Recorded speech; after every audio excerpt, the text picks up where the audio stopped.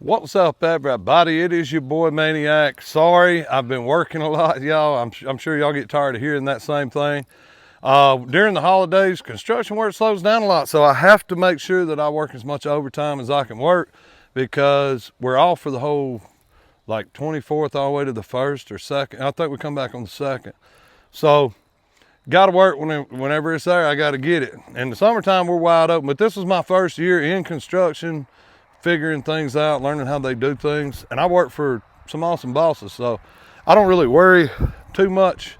I mean, my wife has stepped up doing DoorDash, something called Spark Orders, stuff like that. But today we have been putting up our deer blind here, as you can see. And what we do is we try to put out some, roughage that we've cut down to make the spot for the blind to be set up in. Well, we lay it all around it, and it makes it look kind of junky, y'all. But you want to break the outline. A lot of people will say, well, I just throw it up. Yeah, I've done that before. I put up a blind.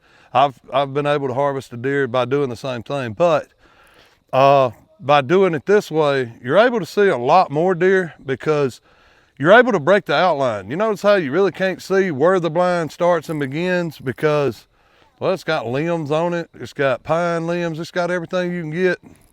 It just makes it a little bit harder to see because we actually have a feeder down this way. And I'm not far from my house, as you can see. This is actually for my wife and kids to hunt, or if somebody comes over wanting to hunt and, I'm already in the woods and something like that's taking place. But, I mean, as you see, as you get further away, the blind starts to blend into the tree line there. And I know a lot of you know this, so y'all, if you already know what I'm talking about, this ain't for you. I'm not a genius. Every channel that I do on TikTok and Facebook, I'm known as Hobson Homestead, as y'all know, here in Maniac Nation. But it's all about teaching you what I've learned and what I know, and then watching me do it as I learn how to do it myself. So this right here is just to help anybody else. We actually have a briar patch behind this pine thicket here. So deer love briar patches. They love pine thickets. So that is on the, actually if you're facing this way, it'll be on the left side of the blind and our field is on the right. So you really don't have to pay attention to the right side. All you're doing is looking straight ahead because, well, we have a deer feeder right here and it's nothing expensive, just a big old piece of PVC pipe. We even got the old milk jug on top of it. But it is legal to hunt over feed here in Alabama as long as you possess the right permits. So as you see, that blind is a lot harder to see from this distance. And then all down in this creek bottom down here, I've cleared out to where you can see a lot better. And then we have more creek bottom down this way and a fence road that runs all the way down.